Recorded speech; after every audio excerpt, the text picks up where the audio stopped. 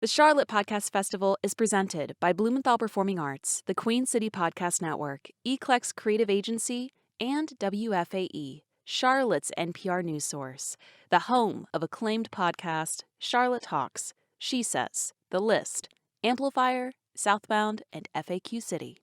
Learn more about WFAE and our latest podcast, Work It, at WFAE.org. Welcome to the Charlotte Podcast Festival. My name is Sarah Pollack. I'm the production manager at the Queen City Podcast Network, and I'll be your moderator for this hour of the Charlotte Podcast Festival, Charlotte's first podcast festival presented by WFAE, Charlotte's NPR news source, Queen City Podcast Network, Blumenthal Performing Arts, and Eclecs Creative Agency. This hour's session is common audio mistakes and how to fix them. So let's say hello to our panelists. Konata Edwards has a resume that includes journalism, radio, and in recent years, podcasting. He's worked in some form of media since 2015 and has produced hundreds of podcasts for various companies. He currently works for WFAE on All Things Considered. And Adrian Parrish is an audio producer, a writer, and a performer. He has written and done audio production for award-winning films and podcasts. He's performed in storytelling shows, theater, and improv. He's currently doing production and sound design for the audio drama podcast Samwel Swift Post-Apocalypse Detective, which draws on all of those experiences. We're going to have a great conversation about how they've handled audio mishaps, learned from them, and we look forward to answering audience questions. While we ask that your audio remains muted for the session, you can leave your questions in the Zoom chat box, and we'll try to answer them as we get to the end of the session. A reminder to the audience that this session will be recorded and will be available through email whenever it is ready, so be sure to check your emails, including your spam and junk folder for that.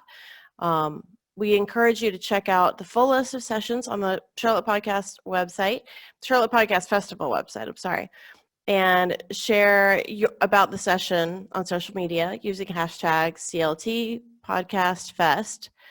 You can even support the festival by purchasing a brand new Charlotte Podcast Festival shirt from our website, and that's charlottepodcastfestival.com.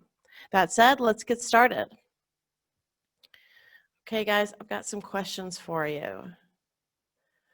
So to give the audience an idea of your experience, tell us a bit about your audio work and what type of equipment or software you primarily use.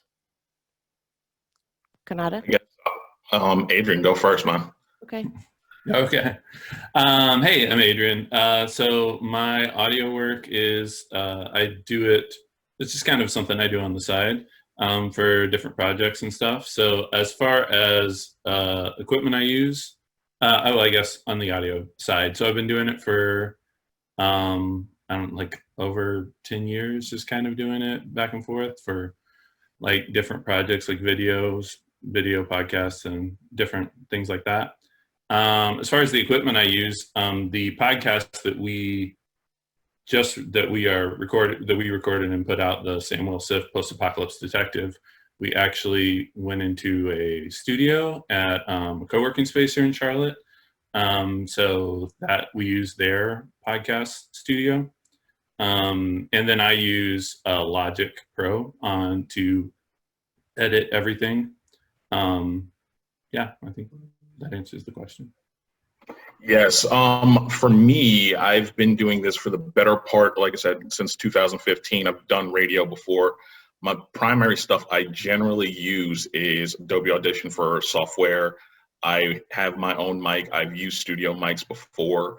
It really just depends on the situation, because I'm one of those people that believe have mic will travel and will record basically anywhere. And sometimes that's one of those situations that ends up becoming kind of dicey, as we'll get into with common audio mistakes, because sometimes the room ends up being one of those things that ends up causing a whole bunch of mistakes and ends up being a lot of the stuff you end up having to fix come post-production time.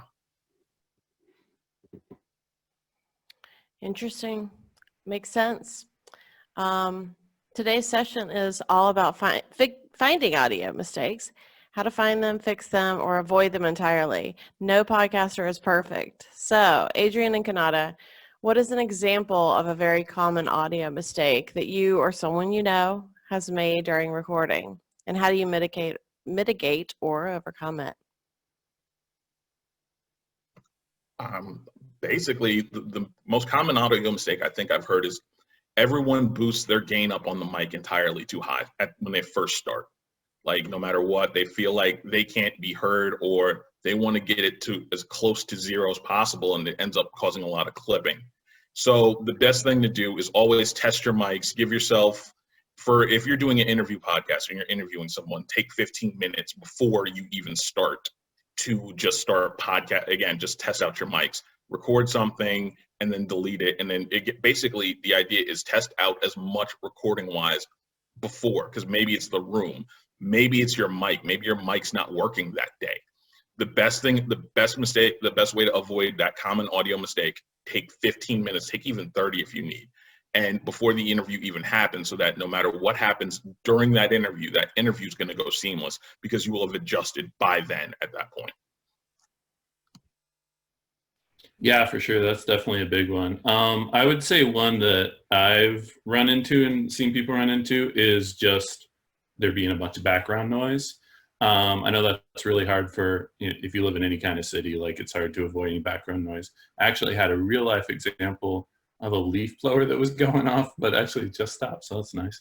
But yeah, so like Konata said, just kind of knowing your room and testing beforehand is a big thing. But even then, I mean, sometimes if you're recording podcasts with other people, maybe there's only certain times you can do that. The first season we recorded of the Samwel Sift podcast, we were recording in, like I said, in a little podcast studio, and we didn't pay any attention to what was going on around us, and there ended up being like this brunch happening like next door with like 30 people who were, making the noise you make when you're eating brunch together with friends. And so like we ended up, worrying about it going through there. Would be like, is this going to be too much noise or whatever? Also, there was a train that passed right behind us. So like, I mean, little things like that happen. And depending on your podcast, it might be easy to just, stop and let it pass. It might be harder. You might get something really important, then a plane flies overhead. So I think like learning how to see that, hear those things and be like, this doesn't break the podcast. We can still fix it. And, we can talk about like, there's some plugins you can use to fix it. There's some like little tweaks you can make to fix some background noise like that.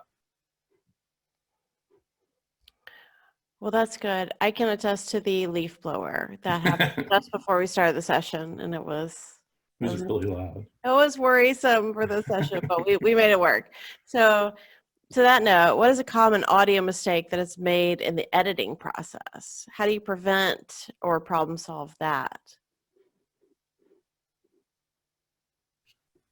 I think honestly, the biggest one is not everybody, people don't necessarily edit, or not necessarily edit, but go through the entire podcast, because there will be something where it's a timing issue or it's a timing mistake. And then you're talking about, again, then you're going through the finished product, and then someone's saying, hey, there's a mistake in there. So you have to literally go through your podcast as soon as you're done editing. Go through it one more time, because again, that extra time to edit is probably going to save you a big headache, and more importantly, it's going to give you peace of mind to where you're not like at 2 a.m. before the podcast drops. You're like, oh crap, I forgot to edit this out, and then you have to delete the file, and then redo the file at 2 a.m. so that it drops just basically at 3 or whenever you want it to. So a big thing is, like, no matter how much you think that you're done editing, go through the podcast one more time, because most likely there's going to be something that you at some point could improve and or possibly fix to make sure that you're essentially going to be pretty good going forward. Yeah, I definitely agree with that. Like, I feel like there's a lot of podcasts that just kind of record and let it go out, which, I mean, everyone starts somewhere. So like, props to you if you're creating anything, first of all. But like, if you want to take it to the next level, and I know it's hard coming from, Konata and I edit audio. That's kind of what we do. So like, it's hard if you've never done that at all. It can be very daunting to just, go in when you just have a podcast where you just want to get it out there. But yeah, definitely going through and editing it, just every second of it, I think is a big thing. I think one big thing that I've seen, and that I like, still have to like constantly look at is like just having consistent levels throughout the podcast. Like if you're recording the podcast and you have two people talking to two different volumes, or, like kind of what Konata touched on earlier, that people are just have their mics jacked way up, and they just sound, really, they're peaking and they sound kind of distorted at times. Just making sure you have a consistent audio level there where it's not too quiet. If you're driving in a car down the highway, you can still hear it. And if you're, walking through a neighborhood with your headphones in, you can hear it just as well. And some of that comes down to like normalizing your podcast whenever you export it. We can talk about it more. That's something you can look up on your own, but that's like a big thing. There are also some plugins you can use there to kind of just make sure that you have the right levels and that, it's consistent throughout the podcast. It's almost like you knew the next question I was going to ask. Just, yeah, how do you keep consistent sound levels across the entire episode or series? That's your psychic. Yeah, psychic. I just knew that's what was coming. So like a big thing for me, this like kind of changed me. Like actually within the last year or so, I started using this plugin, which I'm just gonna suggest, called Waves Level Metering Plus, Waves Loudness Metering, sorry, WLM. So if you look it up, it's something I would definitely recommend. It's a really great plugin that uses, it's really nice because it works as a standalone plugin. So I'm sorry if this isn't making sense to you. It's basically like its own app. So you can just put your audio in there. You can put like your finished audio in there and use it. Or you can use it in conjunction with, whatever you're editing on, whether that's GarageBand or Logic or Audio or like Premiere or Audacity. Well, maybe not Audacity, but like you can use it on with a lot of different audio recording things as well. And that's been a big help for me, just to make sure that I have like consistent levels. For me, a lot of it ends up being like pre-pro. Like a lot of the mistakes that you can possibly fix or prevent are done in pre-production. So again, you go in, you make sure that your levels are great when you start off with, before you even start off. And then afterwards, like Adrian said, plugins are some of my favorites to basically go and do. I primarily use Adobe Audition. They have a whole bunch of filters that I love using for that. And they've made it really, really simple right now for the price that they make it. They make it extremely simple to just hit a filter or hit a preset and get going, and then tweak from there when you need to. So a lot of the stuff that you can do, start off in pre-pro, but after that, start just messing with the plugins. A lot of getting your sound right is going to take time. And again, it may be one of those situations where you're going to do, I don't know, like again, it may be 8, 9 at night, and you're just saying, okay, let me do this one last edit and let me go play with it and make it sound different. A lot of what you're going to need to do when we start talking about just getting everything right is just literally just playing with it, because once you start playing and experimenting, you'll end up with some really cool audio mistakes, ones that you can actually use going forward.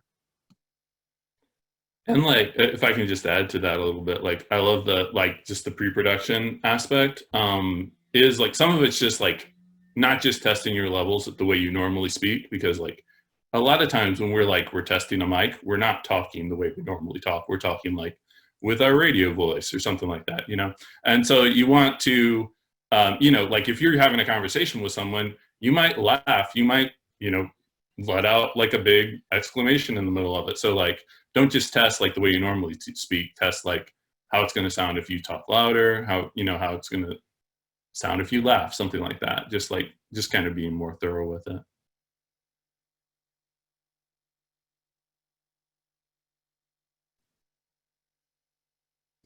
That's something that I never think of, and people usually laugh in podcasts that I'm recording anyway, I think, and that's usually whenever I get out of control with my levels. Yeah. So, how do you know what the correct sound levels are? The easy answer for that is if you're listening and you don't have to adjust the volume, then you're good. Because that's the way I judge however I edit anything is, do I have to again, if one person's talking and then another person's talking and I even have to mess with the volume button, then I need to go back and level it out and figure a way. And thankfully now with all editing software, it's a little bit easier to do that. But when we start talking about that, again, is if I have to mess with the volume button, then basically I know I've messed up somewhere. Right. Yeah, for sure. The one thing that in audio we talk about, if you were like watching a kind of an instructional video or whatever on it, we talk about like dynamic range, which is basically just like how loud it gets versus how soft it gets. And we've kind of gotten used to as a society of a pretty flat range. Like so like we keep it because you don't want it super soft or you don't want it super loud. So you want it kind of at a consistent level throughout. So one just like really practical thing of that is when you're recording, you're watching the meter and, you got the green, the yellow, and the red. You kind of want to keep it mostly in the top of the green, bottom of the yellow. So just watching those levels go, which I know can be hard if you're having a good conversation or whatever. But like just kind of watching that to make sure you're not getting in the red, but also that you're not like way down there. And some of it's just like how you talk. Like I think a lot of us have a tendency to kind of trail off at the end of our sentences. So just like being aware of that and just trying not to do that. So some of that's just kind of retraining yourself the way you kind of talk, I guess. Okay. So how do each of you overcome background noise or white noise? I basically try to overcome this. Actually, again, a lot of this is pre-pro. And for those that you can't, you have to filter and you have to know which filters you're looking for, essentially. And a lot of that is just, again, picking the right filters. Again, if you want to get the S's out of there's a de-esser. There's a way to remove breathiness from, again, if someone happens to be breathy or very, there's ways to get rid of that. And again, a lot of it is you're just going to have to go in, like mess with it. And it's going to be one of those things, like if you want to get good at this, you're going to have to be willing to get dirty and play around and make a happy mistake or make a bad mistake and learn from it. A lot of the mistakes we're going to try and keep you from doing are to get you to the happy accidents later on where you're like, oh my God, I came up with this and I didn't even mean for it to happen. So a lot of the stuff that you're going to end up doing when we start talking about, like, again, it's a lot of it is filters, a lot of it is playing with the software and getting to know your editing software of choice. Yeah, for sure. I mean, that's a big thing too. Like using plugins or filters is just a lot of just clicking on this and being like, hey, what does this do? Does this do what I need it to do or does it not do what I need it to do? So like when getting rid of background noises, there's like limiters that you can use. So like that's something you can play with if you got a lot of background noise. That's gonna kind of set like a level that's gonna say anything that comes in under that level. So like if you have an air conditioner or something going on and it's quieter, but it's still there, that's going to get rid of that. But like I said, some of it's just going in and just like clicking on limiter, being like, hey, what does this do? Click on compressor, say, hey, what does this do? And just playing around with it until you get it. The thing is, like once you're not going to, this is like post-production, you're not going to mess up your original sound. Like you can always go back and fix it. You can always go back and just delete everything. You can start a new track and throw everything in there. And so, yeah, like I think that's a big thing. There's also just just again, to share like a plugin that's been extremely helpful for me, is there's a plugin called Izotope, Izotope, and we can share some of these specifics later. But that was like a big one for me, especially I've done sound on like films, which is much harder to control the environment because when you're filming, it's kind of anywhere. But it's a really good plugin to just kind of keep everything at a level and make sure that you're taking out all the noise. Yeah, I have to agree with Adrian on that. Izotope has saved me a lot, and Izotope is one of those, like, it's worth the purchase of the plugin, because once you get those, it's a lot easier to scale down and just know what you really want out of a plugin going forward. So for anyone that's really unsure about doing plugins, whether it's for Audacity or if it's for Adobe Audition, I highly, highly recommend going Izotope first, and then probably getting into it, like getting into the weeds, getting into the rabbit hole a little bit deeper from there. And wait, make sure that I'm not okay. Making sure I wasn't muted. From what I understand, you guys actually have a sheet that we can share with the audience at a point, or send to everyone that registered, that has the plugins and everything that you recommend, correct? Yeah, for sure. Yeah, we can do that. Yeah, I saw that earlier. I thought that was really awesome. Well, with our next question, okay, so how do you deal with like wind noise? Like, these are just specific, or say somebody accidentally bumps a microphone or is tapping on a desk or something. Like, what exactly do you do for that? For that, that's an interesting one, because for me, at least, I am going to, again, if that's something you'd happen to handle during recording, honestly. That's one of those things, like, okay, stop, pause, let's edit that out, and then and then continue to record when the sound isn't there anymore. That's one of those things, like, you're just gonna have to pause, you're gonna have to work around it. That is a big thing for, again, there's certain things that you're just gonna have to work around, that you can't edit out. You can only be so good at it. Funny story, I was doing a story and I was doing an interview yesterday, and there was this giant lawnmower in the background, and I thought I could edit it out, and turned out I couldn't, and I wasted my own time and my interview subject's time, basically because I was arrogant enough to think I could edit out that lawnmower. So there are certain things that you're just not going to be able to just get around, unfortunately. Yeah, it's definitely a tricky balance there on, like, especially once you've learned kind of some post-production, like, it can be very easy to be like, oh, we'll fix that in post, which, sometimes you can, but sometimes you can't. I know, so from my end, I do the podcast I'm currently doing is an audio drama. So it's basically kind of like a movie for your ears. I think someone said last week in an audio drama session, and it's like we do several takes. So like if that happened, we would just do that take again, which is much easier. But like as Konata kind of said, you can definitely do that in your regular, if you have like a discussion podcast or something like that. You can still be like, hey, I think we got a little noise here. Can you just repeat that or whatever? So like it's definitely still something you can repeat.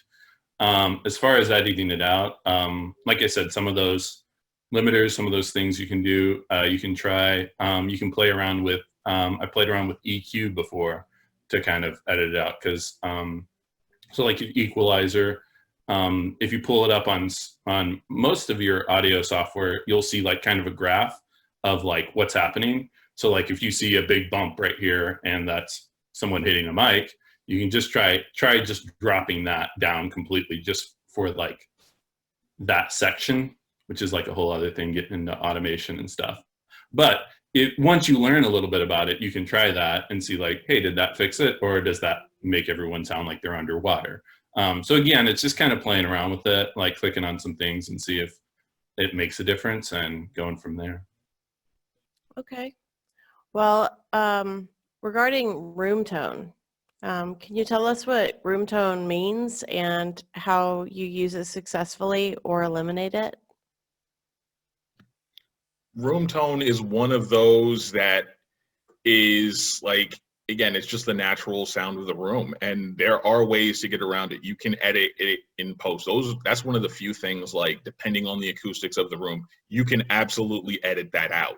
The problem becomes if the room is like, the acoustics are that bad where you can't edit it out. And that's where, like, if you're going to record in a certain room, or you have a certain room that you're going to record your podcast in with your friends that are on Zoom as well, it's one of those situations where, okay, you might not be able to use that Zoom audio, or you're going to have to use it in a multi-track situation and then record your own audio, basically. There's ways around it, but for room tone, again, it all depends on time of day. It's a very complicated situation, and Adrian probably can explain it a lot better than I can. So like for room tone, I think like definitely one of the really good uses for it is if you need like a little bit of silence in the background, or you have a little bit of dead space that you need to fill.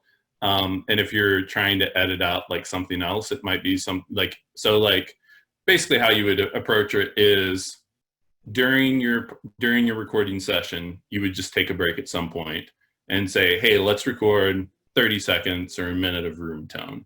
And basically you would leave everyone where they're at in the room. You record for about 30 seconds. It has to say no one move, no one, sneeze or breathe heavily. And you record like 30 seconds there. And you can use that. And then that way, if you have like some silence where you need to fill it in, maybe you're editing out some big noise and you need to put in something else there, so it doesn't just sound like it just cuts off. Then you can put in a little bit of that room tone there. There's also some tricks you can do which are pretty advanced, but you can use room tone to kind of cancel out itself. If you do like a YouTube search for like how to do that through Audacity or something like that, you can actually take your room tone you can invert the sound wave, which I know this might sound like gibberish, but you can invert the sound wave, and that basically cancels out the sound of the room tone in the background, which is one way you can kind of try to get rid of room tone. But yeah, overall, I've just found it very helpful. But I guess one other example where I've found it helpful is like if you're recording at two separate times. So like you record a session and then maybe you're recording another session, or maybe you're recording an intro or something like that. You add in a different place with a completely different room tone, you can put in the room tone of your main recording and it makes everything kind of sound the same. There's one very big audio podcast that I love called Welcome to Night Vale. If you listen to it, like the intros and outros, like you can tell like it's just the main guy like recording on his home computer as opposed to like whatever the rest of it was recorded on. It sounds very different, which like doesn't really matter. It doesn't really bother you as a listener, but it's something you could do to make it sound a little more even throughout, is just kind of put that room tone in your other situation. Okay. I now understand room tone a lot better. So how do you make sure your podcasts sound translates well for all listener experiences, considering listeners use different devices and different settings, like headphones at the gym versus listening on their car stereos, or A lot of it is making sure the sound's even, so that the only thing, if someone can't hear it, again, if someone has a hearing issue, is that they can turn it up. Or again, a lot of it just comes back to making sure the mix is even and making sure everything is even, because that way, if for those with sensitive ears, you can turn down the volume and turn down. But a lot of it is, again, just mix, post-production, and basically as long as you do that, you're going to be fine. Yeah, a big thing for me is just practically speaking, and I'll give the caveat that this is easier for me because I record a podcast that releases like we're going to release about 6 episodes this season. So this is not a weekly podcast. So I can do a little more detail on each podcast. So I will listen to the podcast on different things in different settings. So like once I get like my final product, I will, I'll put on headphones, walk around the neighborhood. I'll put it on and listen to it as I'm driving down the highway. And I'll, try to listen to it because I record everything using some really nice headphones, and it sounds really good on those really nice headphones. But sometimes when you start listening to it somewhere else, you can be like, oh, that sounds completely different. In fact, like when we did our first season, I sent it to a friend, and I got to a place where I was like, I think this sounds really good. I sent it to a friend, and he was like, sounds a little like tinny. There's not like a lot of depth to it. And I realized I was trying to record it very flat, so like it didn't sound too like booming if you have basses, but I kind of overdid it. So like I went in and kind of adjusted the EQ a little bit so it added a little bit more bass. But yeah, like I would definitely, because you're getting a different thing if you edit on like Apple headphones like these, you edit on Beats, you're going to get very different sounds. So I think just listening to it a few different ways across a few different things. And obviously if you have a weekly podcast, you're not going to spend 2 hours listening to it in a bunch of different ways, but maybe just take a break every few weeks, like try listening to it in a different environment on different device and see what it sounds like. All right. What kind of equipment would you recommend for someone who's just starting out? Should they buy the most expensive equipment from the get-go? Honestly, podcasts have become the new blog somehow. And for a lot of folks, I want to tell them, hey, go find a studio that you feel comfortable renting out a space for an hour or so and start doing that. And then once you get to that space, then okay, maybe start buying your own stuff and buying your own equipment. But if you're going to start podcasting at home, quite honestly, I would probably just do Audacity and get a $40 USB mic and see how much I love it and see how much I go, and then go from there. You're gonna find out if you love doing podcasts or not within the first month, basically. Yeah, I think that's great advice. And I just I was blanking on where we were recording, but if you're in Charlotte, there's some other co-working spaces, but we used Advent Co-working, so just to give them a shout out. They're a really great co-working space that has a really nice little podcast studio, and I think if you're a member there, I want to say you get like 10 hours a month or something like that. That you can just like book and go in and record it. But that's a great way to try it out. And they have all the equipment there. Like you literally don't need anything. You just need to, you can put on an SD card and then just edit it yourself. So definitely something like that. If you're trying it on your own, I think like this can be a very daunting question because people will be like, oh, I need something really nice. And you don't, like there's definitely something to be said for something nice. But I mean, I remember I had a conversation with someone who just wanted to start podcasting, and he bought this whole studio. Like he built this whole studio. He had like racks of like limiters and stuff that I was just like, man, like I would not, like he probably spent a couple $1,000s on building this studio before he even started podcast recording. Which is cool. Like if, that's just how you want to spend your money, that's cool. But I would recommend, like kind of what Konata said, grab a USB mic that, has good reviews on Amazon or whatever. And we have some recommendations we can send out.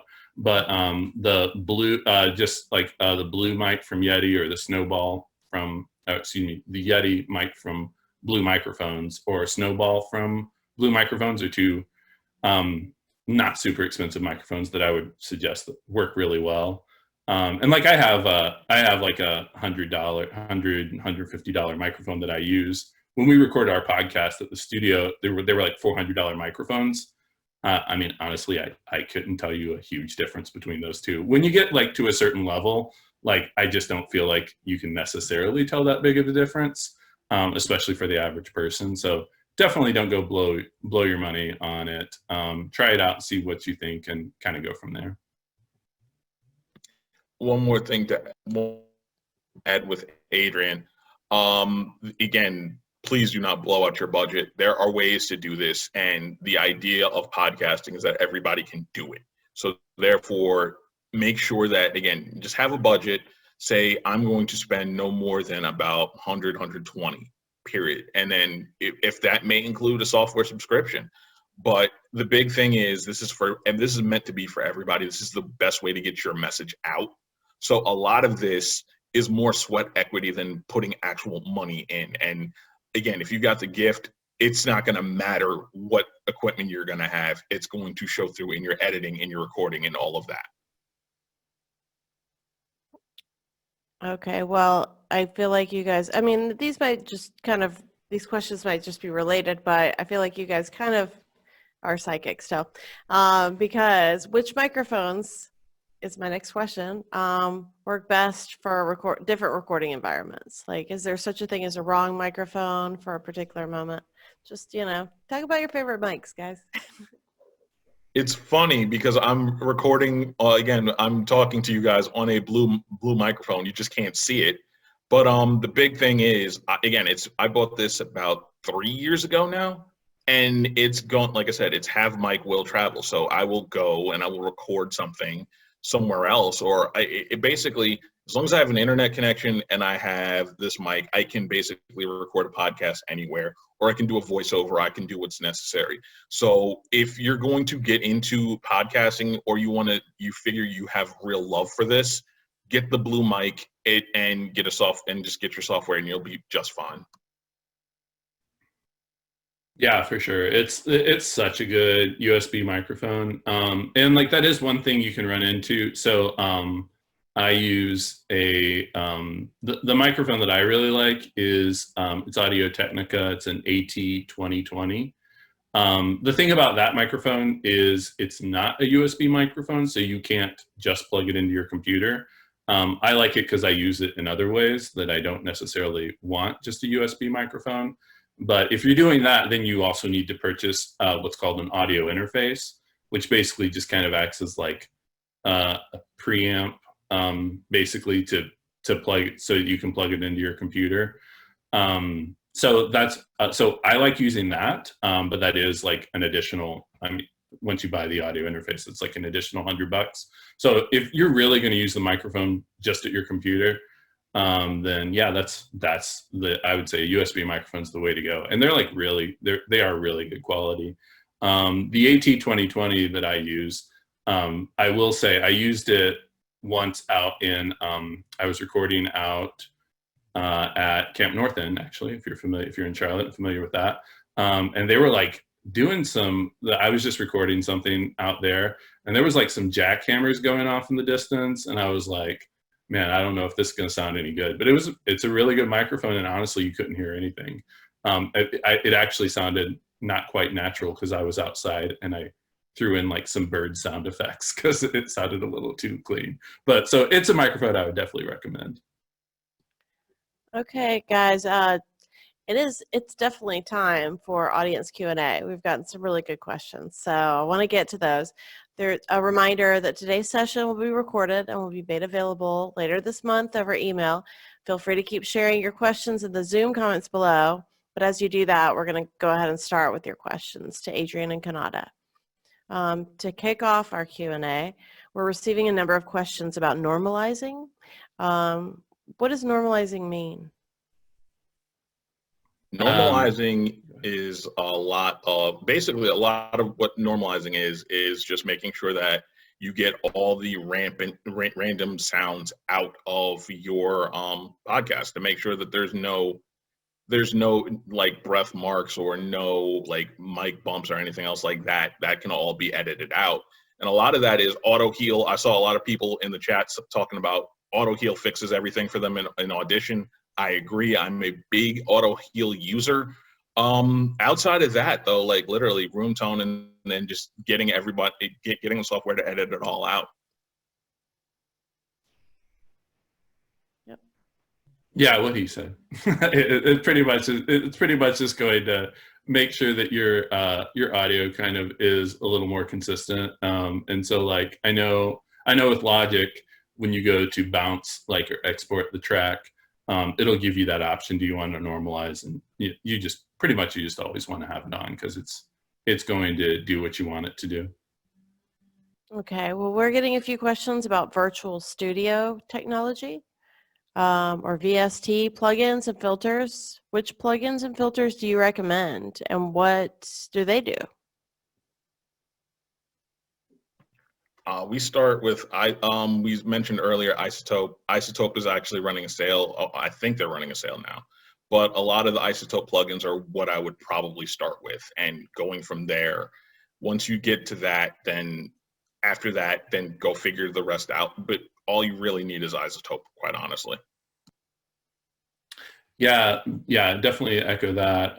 And like the thing with plugins that you mentioned sale is they are almost always on sale, or like you can kind of keep an eye on them and they'll go on sale. So the Waves loudness meter that I mentioned, it's also, I think it's like, it says it's like a $300 plugin, but it's always on sale from somewhere between $30 and $100. So like, so yeah, I think just like looking for some of those different plugins and, seeing what works for you.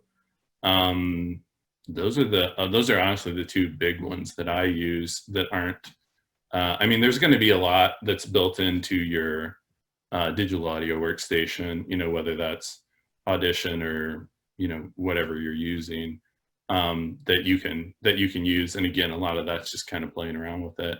One big thing I will say is I do make sure that I use EQ on a regular basis, because just kind of like the way that the human ear works, we hear certain frequencies more clearly than other frequencies. So like sometimes if you have like someone with a higher voice speaking with someone with a lower voice, they're going to sound very different.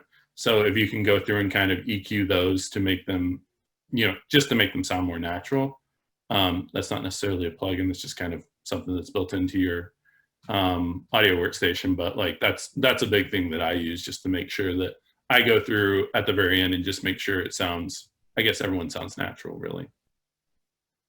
Okay. Ishi asks, what would be the best range for volume levels when recording? Like, is it 12 decibels to 6 decibels or 18 decibels to 14? Or I might be doing negative because there's negatives, but. I run the range of minus 6 to minus 18. Like, that's the big thing. But granted, I also do everything in mono. I don't do stereo tracks for the most part, unless it's for something like, again, if I was doing a video podcast, I would probably record in stereo. But for most of the stuff, I record in mono, and it goes from negative 6 to negative 18. And basically, as long as I'm not in the red, I'm basically happy with what I do in terms of like the mix. Basically, as long as it stays within that range, I'm pretty much good. Yeah, same. So like if you start reading more about this, you'll hear talk about Headroom.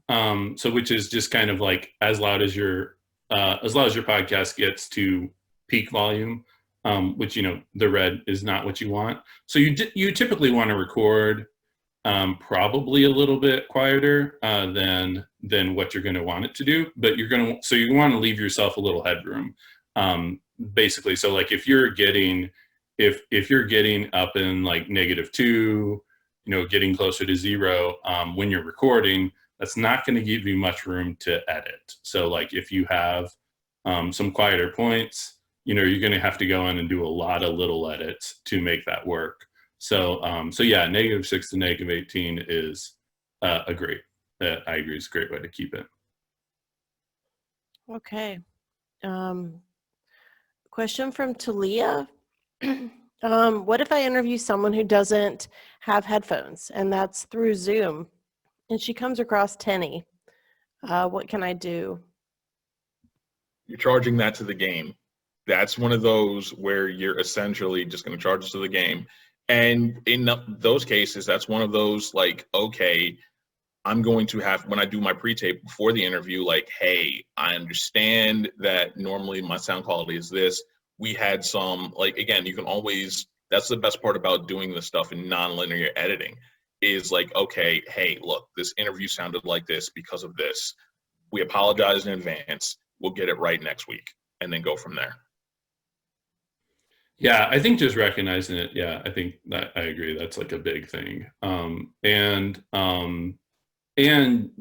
like that's something the listener's going to get used to it. Like they're going to, they might initially, that might throw them off initially because there's a big difference there, but they're going to get used to it. And it's hard to overcome some of those things.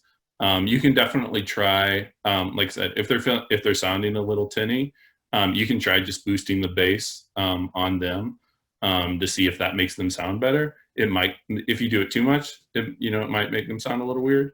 But like, again, I would just go into like your EQ and play around with it a little bit. Be like, hey, how can I make this sound a little more normal? Okay. Well, Sarah asks, not me, but a different Sarah, asks, can you touch on the order of effects and post-production, please?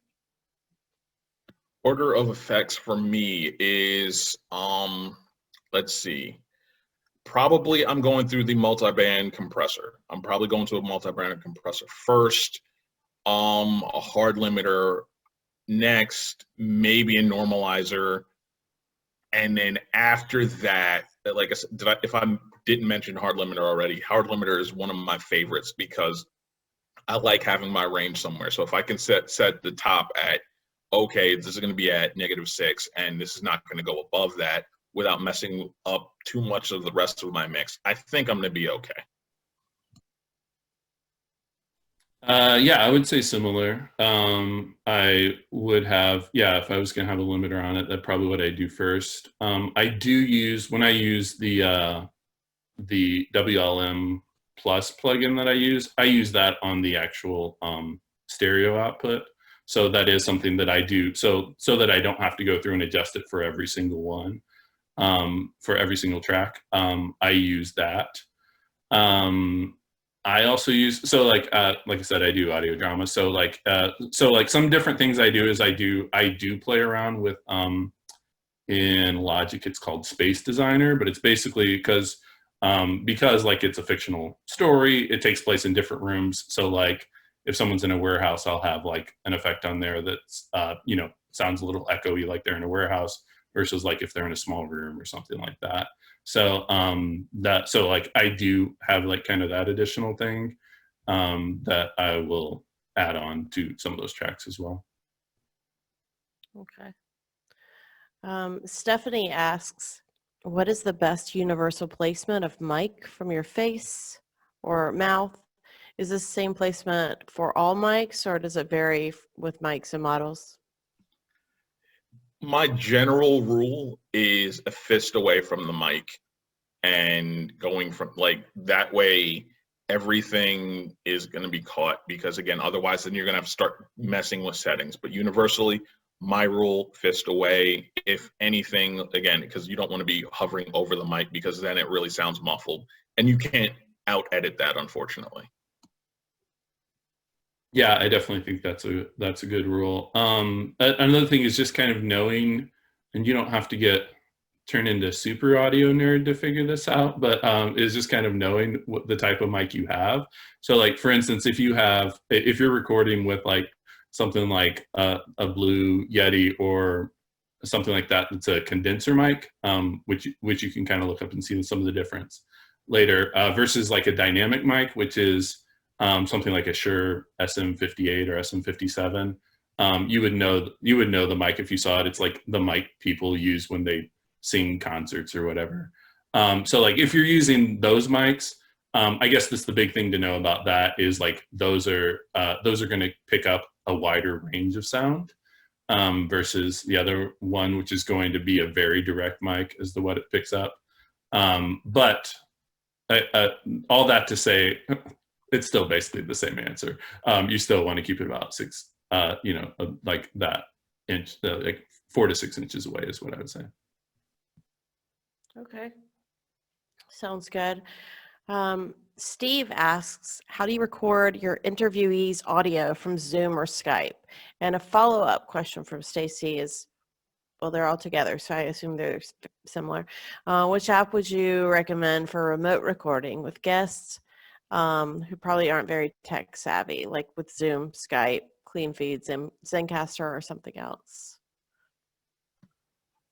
I have messed with Zencastr before. I have done Zoom. I prefer Zoom for right now. Zencastr, you're relying, again, it's a lot harder to troubleshoot for that. And there are a few extra steps involved with that. With Zoom, I can, again, and this also happens in post, there's a lot of stuff that you can edit out in Zoom into your digital audio workspace of choice. So a lot of what I do end up doing is just hit the record button, and I'm ready to go. So a lot of it, again, Zoom, Zencastr, Squadcast, third overall. I'm going to be real. I don't really have an answer for that. So what he said. Right, that's not really your domain with audio drama, I wouldn't imagine. Yeah. So, okay, Allison wants to know your top suggestions for audio edits that every podcaster should pay attention to when editing. Top suggestions for audio edits. Watch for clipping. Watch for clipping, because again, if your audio is clipping, it's basically unusable at that point. Outside of that, just background noise, because background noise can make or break your podcast pretty much. Or you're gonna have to put something in like I said, put something at the beginning of your episode saying, hey, this happened, we're really, really sorry, we'll fix it next week. That's the best way to go about it.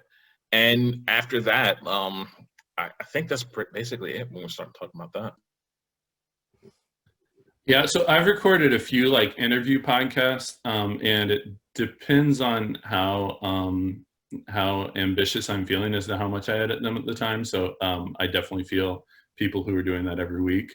But I personally like kind of lip smacking bothers me. So like anyone who talks and does that constantly, it can be very difficult to edit that out, but it bothers me so much I do. I just kind of go through and just kind of cut at each and every one of those. So again, like it depends on how detailed you want to get in it. But like that's something that I would edit out. Yeah, other than that, it's really just kind of background noise and just, making sure it sounds good overall. Okay, good answers. Let's see. So Stephanie asks, what toolkit items can you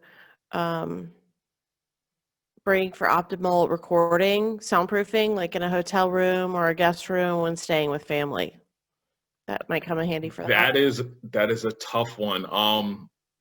Again, hotels have a lot of towels, right? So literally find one of those really small spaces and then maybe cover up the windows with towels. A lot of the time, soundproofing is one of those things that's going to, especially soundproofing on the road, is either going to work or it's not going to work. And towels is one of those things. Like hotels give you a ton of them. Use those as just liberally, and then you probably do your best in terms of soundproofing. Yeah, and just trying to find a place that you can, like, so if you can like record in like a closet or something like that, that's definitely a good way to go. Something that's not going to be, a big place that's going to be super echoey. But yeah, just kind of in anything you can have access to that would kind of soundproof it. Okay. Well, Allison and Rob ask, do you recommend the use of a mixer or audio interface? And if so, which brands or models would you suggest? It depends on how deep you want to go. That's my answer, quite honestly. How deep do you really want to go? Because if you want to get super advanced and start controlling everything individually and then have a multi-track session where you're recording so that each individual audio works, then yes, do that. But if you're just starting out, I would leave the mixers alone for a while, because again, I've seen more people mess things up with their mixers than get it right, unfortunately. Mixers are something you graduate to after a certain point. Yeah, I definitely think that's good advice. But to give you a couple of brands that I like, I really like Audio Technica. Is just kind of across the board. I think it's a good, pretty affordable brand of recording equipment that doesn't cost that isn't like super expensive, but also isn't the cheapest thing out there. I actually do use. I think it's like one of the recommend on like Amazon, but I use the Focusrite Scarlett 2i2, I think is what it's called. And it's a good little basic. Presonus is another brand that I really like, if you're looking into audio interfaces. But again, like, make sure you have a reason for buying that, not just because it looks cool. Like, if it's something you want to play around with and see from there, and there's definitely some advantages of using it. But like, make sure that it's something you're ready for, and not something that's going to kind of detract from what you're trying to do. Okay. I like that you're trying to save people money if possible. That's kind of nice. Don't buy any equipment that you don't necessarily need, I guess. Final question is from Ishi. And it's a perfect last question. Do you have any recommendation or recommended learning resources on editing audio? Well, it's funny you asked that, because I am teaching the 6 o'clock class for Audacity today, and then for Thursday I am doing the 6 o'clock class as well as, again, Sarah and Brian run the Queen City Podcast Network. They're a great resource to learn stuff from as well. Again, I would start there. I would start with these courses. Again, learn as much as you can. These are being recorded. Tell your friends to sign up for them. This is probably the best resource that you're going to see for quite a while. Yeah, this is an incredible resource. Like, coming up, I went to school for it, and I didn't know anything going into it. And I hadn't really tried to learn on my own. So like, having something like this, I would have flipped out when I was younger and just starting out, for sure. So it's a great resource. Other than that, I use YouTube a lot. So like, if there's something I want to do, or if there's something I'm not sure what it does, I've found a few YouTube channels that I like, and sometimes just kind of go down the rabbit hole there to learn what I can learn. I don't think I have anything super specific beyond that. Those are good options. I like it. And thanks for the shout out about Queen City Podcast Network and the Charlotte Podcast Festival. I think it's a great resource itself. So that's all the time we have for Q&A. Thank you to everyone who submitted questions. Let's give a big round of applause to our speakers, Adrian Parrish and Konata Edwards. Reminder to the audience that this session has been recorded. It will be made available as an archived session, so keep an eye on that in your email when that becomes available. We still have a month of free podcast sessions and panels taking place in the Charlotte Podcast Festival, and a lot of those are audio-based if you still want more information. Check out the full list of sessions and speakers and register today on charlottepodcastfestival.com. You can share your experience by using the hashtag CLT Podcast Fest on social media, and you can also support the festival by picking up a brand new, super soft, locally printed shirt at charlottepodcastfestival.com. Be sure to join us on the virtual podcast happy hour this Friday at 6 p.m. where you can mix and mingle with other podcasters from around the world. Register for it on charlottepodcastfestival.com. Thank you again for attending today's session. I'm Sarah Pollock, and have a wonderful afternoon and rest of your week. Bye, everyone.